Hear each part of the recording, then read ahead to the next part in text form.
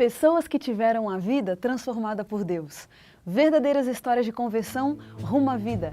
É isso que você encontra aqui no programa 180 Graus, o Ponto da Virada, que começa agora.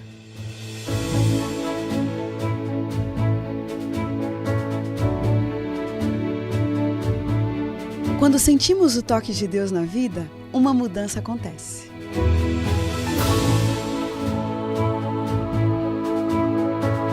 Surge à nossa frente possibilidades de felicidade plena.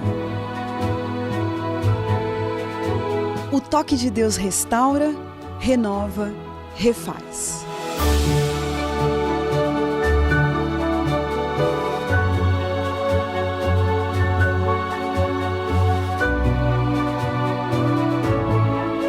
Hoje conheceremos uma pessoa que experimentou essa graça maravilhosa.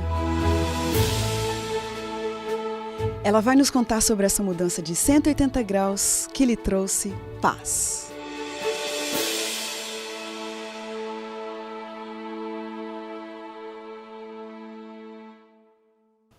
Zezinho Silva Diu.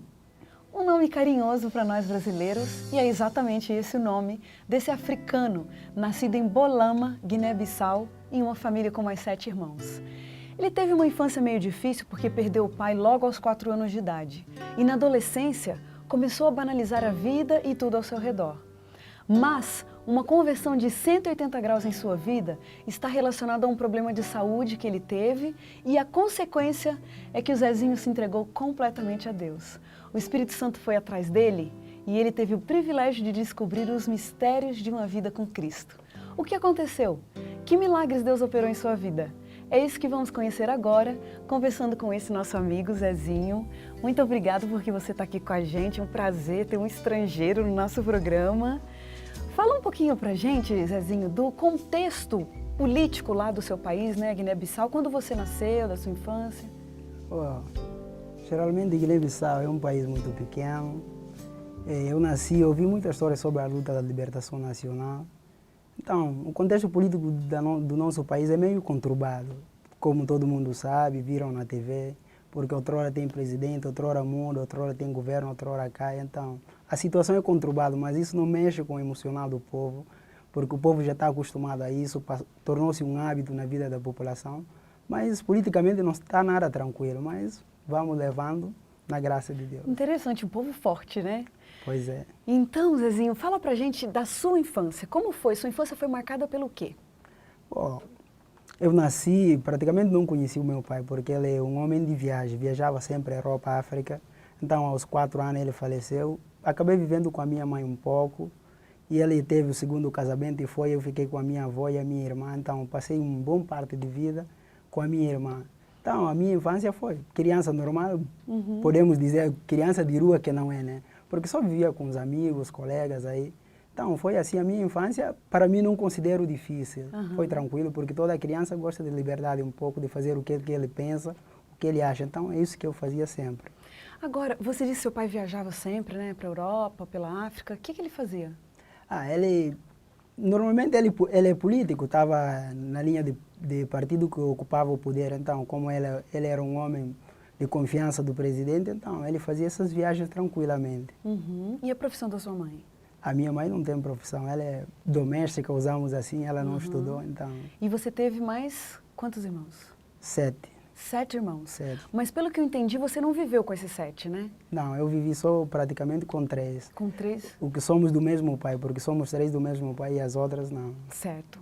Agora, Zezinho, quais foram as influências religiosas que você recebeu na sua infância? Geralmente lá no nosso país, quando alguém nasce, já nasce católico. Isso é bem fundado na nossa teoria, na nossa mente. Mas eu nunca participei assim tanto da igreja, porque na verdade eu não era da igreja. Essas coisas da igreja para mim não funcionavam. Mesmo criança, eu não tomava tempo para isso. Preferia jogar bola, fazer outra coisa. Mas geralmente dissemos que nós somos cristãos católicos. E aí nascíamos católicos. E sua mãe frequentava a igreja? Não. Ela não frequentava, mas ela dizia sempre que ela é católica, foi Sim. batizada quando criança, mas eu nunca vi ela frequentando a igreja. Você morou um tempo com a sua avó, né? Como você disse, e a sua avó também é a mesma coisa, É você a mesma dizia. coisa. Então quer dizer, Zezinho, que na sua casa, por exemplo, você não lia a Bíblia, não orava? Praticamente nunca. Mas você tinha a presença da Bíblia na sua casa? Não. Quer dizer, cresceu numa casa sem uma Bíblia. Lógico. Como que esse rapaz, como que esse garoto foi entrar em contato com a Bíblia? Bom, nos anos 90, chegou um dos nossos pastores que foi fazer teologia em Camarões. Ele chegou lá, então plantou a igreja na cidade onde eu nasci, que é Bulama. Então começou a convidar as crianças para ir à igreja, contar a história. E um ano seguinte ele voltou para concluir os estudos, foi um outro que formou em Togo. Então, o método que ele usou, a esposa dele, é que todo sábado convidava as crianças para irem lá. Então, Era um pastor da igreja adventista. adventista de lá, sim. Então, nos convidava sempre. Então, o método para nos prender, todo sábado venham aqui, vai ter leite, porque toda criança gosta de leite, uma coisa para comer. Então, íamos lá atrás de leite, né? Então, essa é uma filosofia que usaram. E depois daquele tempo, ele achou, bom, é oportuno criarmos um coral dessas crianças para começarem a cantar. E aí, criou-se um coral e começou a nos prender, começamos a gostar, a ir toda hora cantar, cantar. Então, Você tinha quantos anos, Zezinho? eu praticamente tinha 9 anos, 9 anos. Por quanto tempo que você ficou envolvido ali com coral, com ir à igreja? Praticamente 3 anos.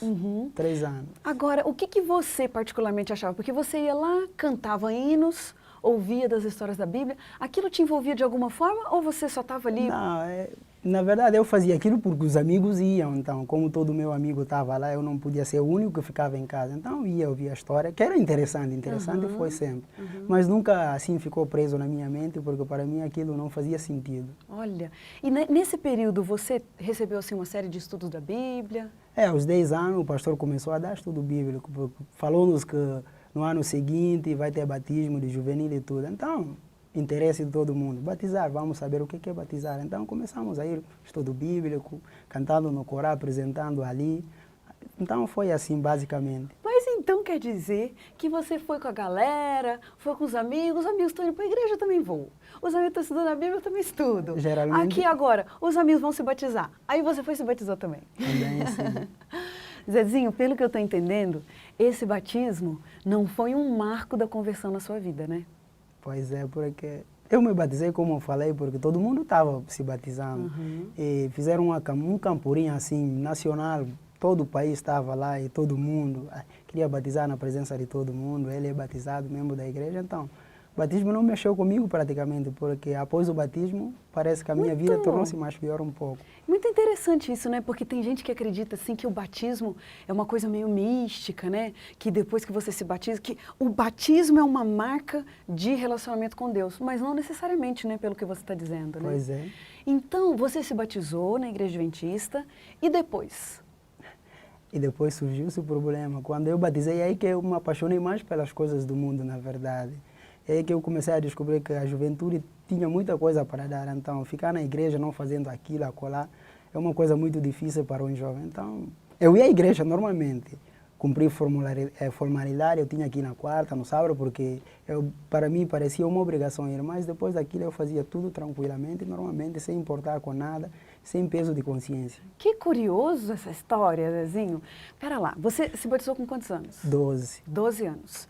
Depois dos 12 anos, você começou a viver uma vida sem compromissos com os princípios bíblicos e manteve o seu contato com a igreja e tudo como se a vida fosse assim. Eu me considerava simpatizante, na verdade. Entendi. Batizei, mas eu era um simples simpatizante. Zezinho, o que de fato aconteceu que o Espírito Santo te deu um chacoalhão e você teve um encontro com Deus? Depois de lá eu mudei para a capital. Vivi na capital um bom tempo, mas nunca me desliguei assim de igreja. Sempre eu ia, porque tenho amigos lá, tenho conhecidos, colegas, eu ia sempre. Mas... Só uma curiosidade, qual a capital de Guiné-Bissau mesmo? Bissau. Bissau.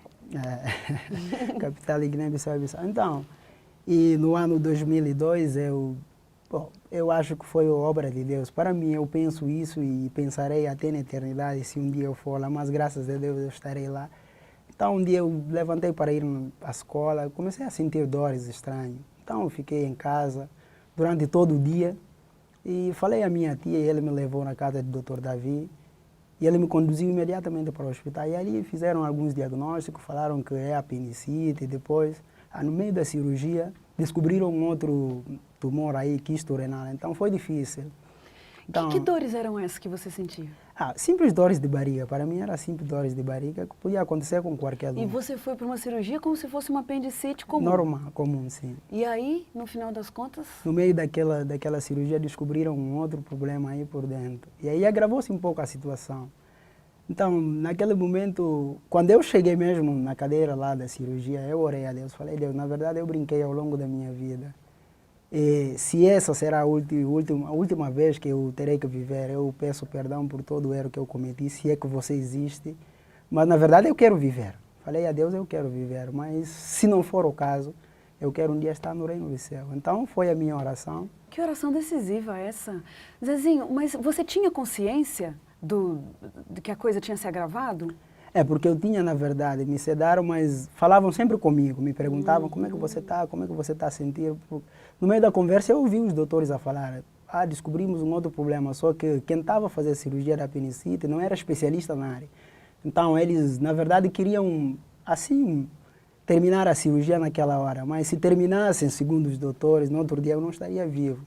Então, no meio daquela história, eu sempre, como eu falei, foi a intervenção de Deus. O doutor Davi tinha confiança no médico, amigo dele, estava na casa dele dormindo normal.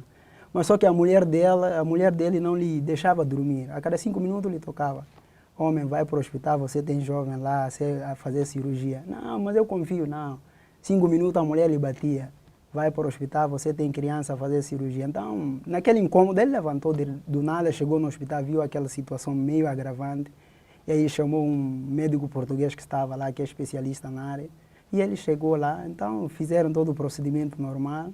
E graças a Deus deu tudo certo. E no outro dia, depois de 3 dias, acordei consciente. E aí me contaram tudo o que aconteceu. Eu falei, na verdade, essa foi a mão de Deus, porque se não fosse, eu não estaria vivo agora. Olha, Zezinho, você então acredita que esse tenha sido o seu primeiro momento assim, de intimidade com Deus, de abrir o coração para Deus? Esse foi, sim, para mim é um marco importante que me faz sentir que, na verdade, Deus existe. Porque tudo que eu pensava na adolescência, naquela fase de juventude, para mim era simples utopia. Naquela hora eu pensei, na verdade Deus existe, porque se não existisse, eu não estaria vivo. Então, aquilo me levou à consciência de que não devo brincar com coisas de Deus. E aí, decidi que tenho que encarar mesmo a vida cristã de qualquer custo e de qualquer jeito. Tem que levar a sério a realidade da vida cristã. Zezinho, naquele momento que você estava ali meio sedado, meio consciente das coisas que estavam acontecendo com você, você chegou a pensar em algum momento que você poderia, de repente, voltar a viver e continuar com a mesma vida que você tinha antes?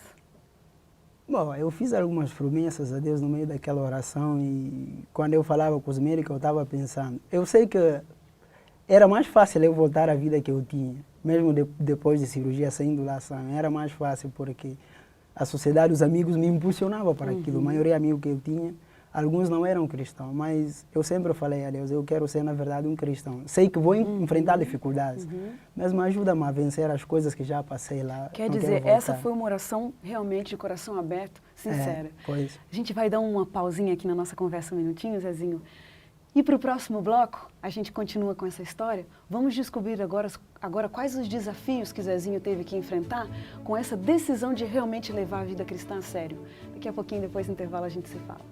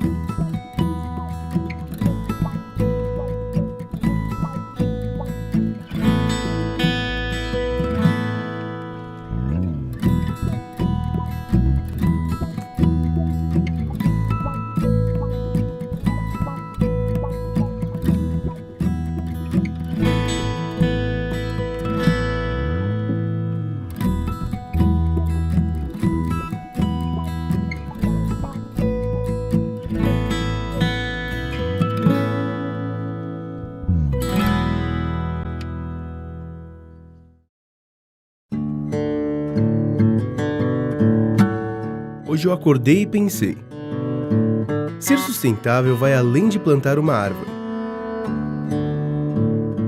Está no querer menos, no desejar mais. Está no melhor aos outros.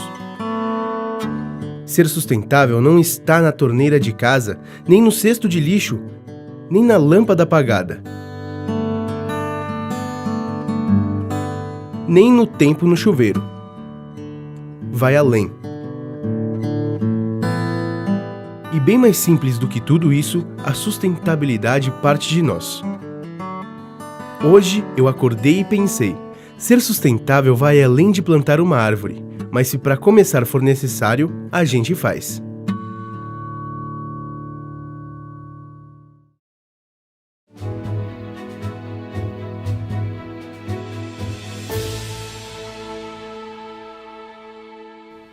O programa 180 Graus, o ponto da virada, está de volta.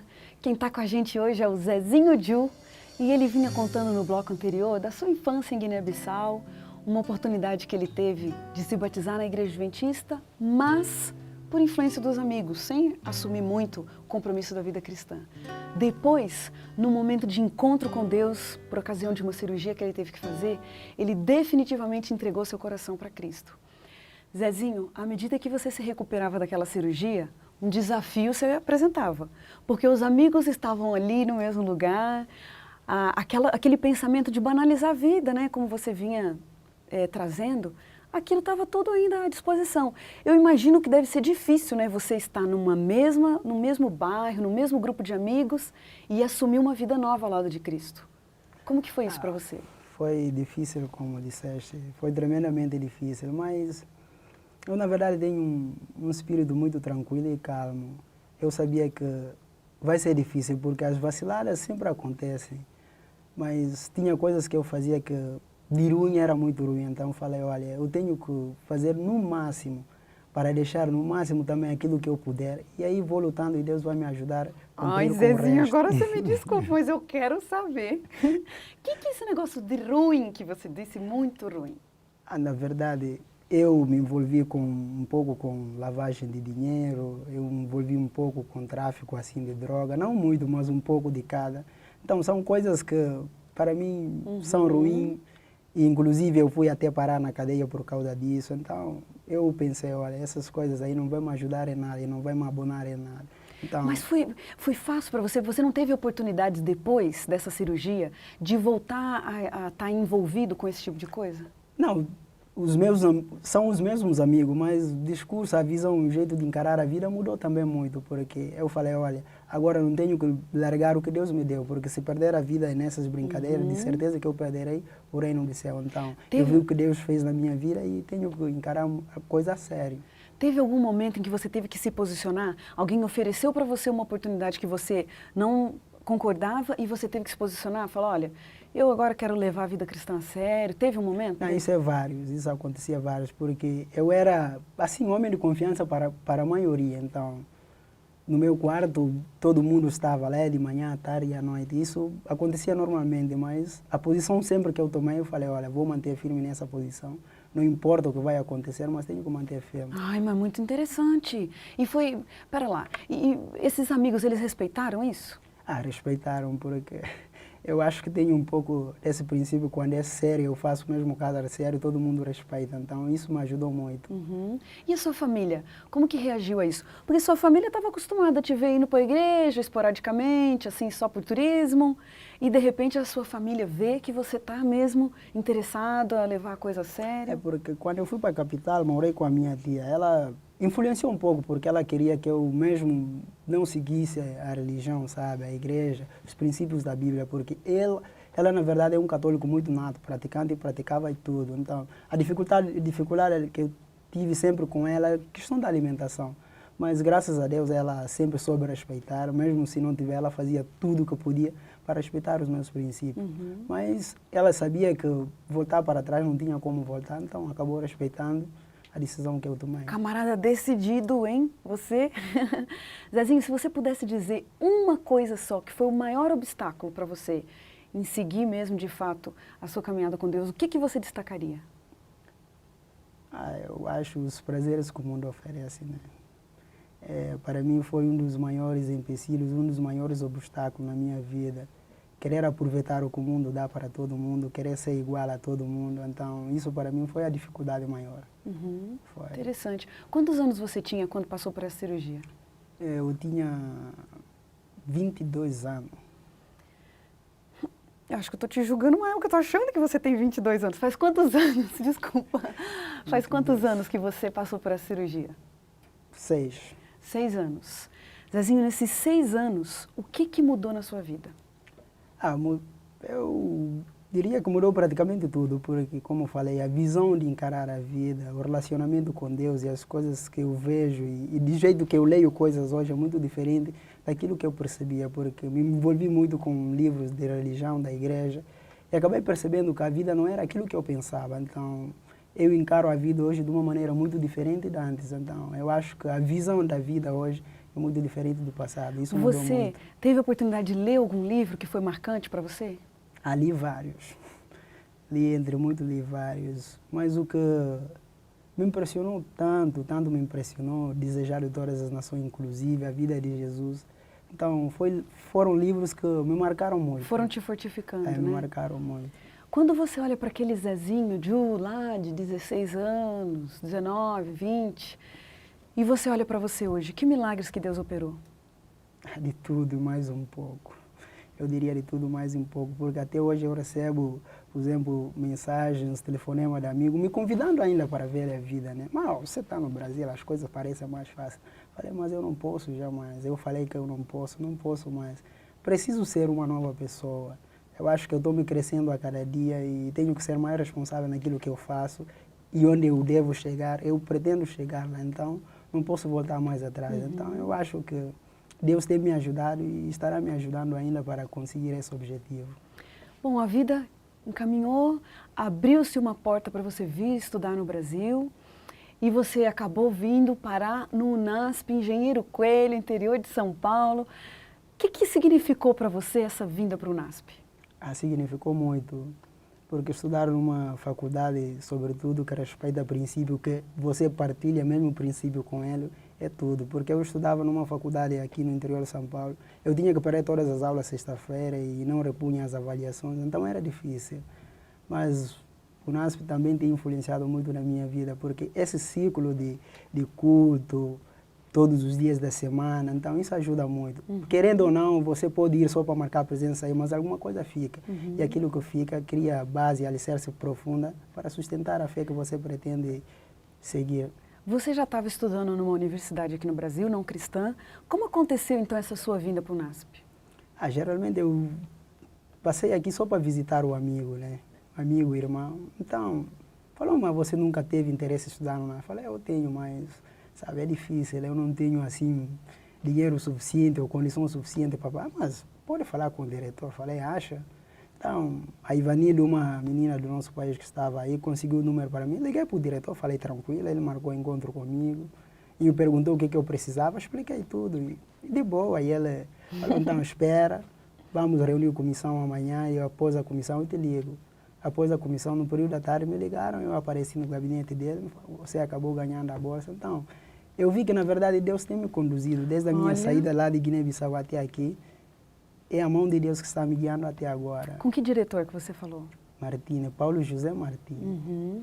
Você conseguiu falar com ele deu para você a resposta definitiva que você tinha uma bolsa e hoje você estuda aqui no UNASP com uma bolsa que te dá condições de se profissionalizar. E com relação à vida espiritual, então, isso para você aí foi decisivo, né? Foi decisivo e ajuda muito, e tem ajudado ainda muito. Mesmo que eu tivesse pensado um dia voltar atrás, as coisas que eu fazia outrora, sabe? Você costuma fazer uma coisa, chega outro locamento e pede para voltar atrás. Mas no ambiente, no ciclo que eu estou vivendo, então não me permite pensar nessas coisas. Eu tenho que pensar sempre no objetivo e foco. E as mensagens que eu tenho recebido, as pregações, são muito fundamentais para me ajudar a sim, deixar aquelas ideias meio que perversas para trás e continuar seguindo a Deus. O que ajuda um cristão jovem, como é o seu caso, a manter o contato com Deus, a manter, porque uma decisão, eu posso tomar uma decisão hoje e daqui a pouco amanhã eu mudo de ideia e tal. Então, o que vem acontecendo durante a sua vida, o que você faz para se manter conectado com Deus? Manter conectado com Deus não é fácil, mas eu acho também que não é difícil, porque todo quem procura encontra. A Bíblia mesmo falou isso. Então, é orar a Deus, é ler a Bíblia, é meditar, ler livros assim suplementares que ajudam a fortificar, a ter mais certeza de que na verdade aquele Deus existe.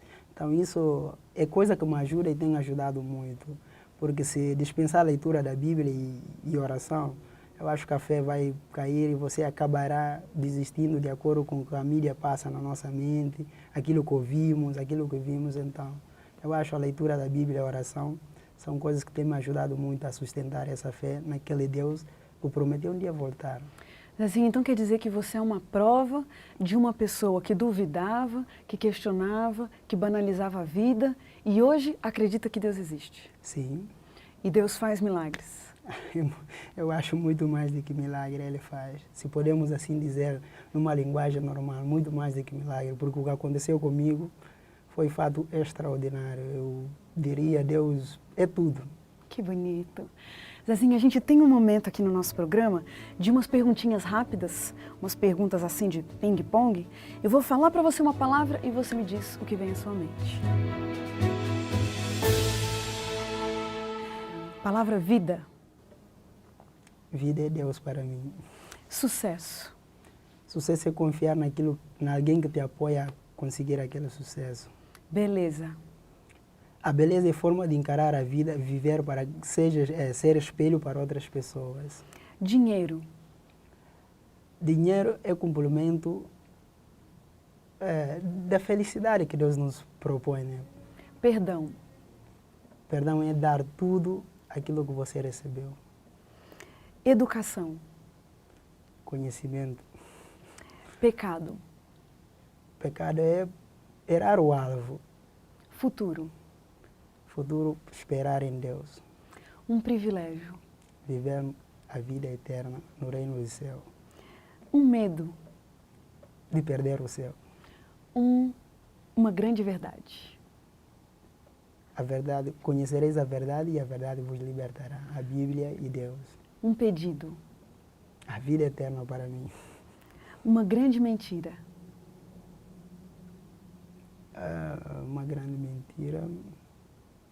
Viver fora daquilo que você acredita, fora de padrões ideais que você sempre preconizou. Viver fora daquilo é uma mentira grande. Morte. Vida depois. Envelhecer. Confiar mais em Deus.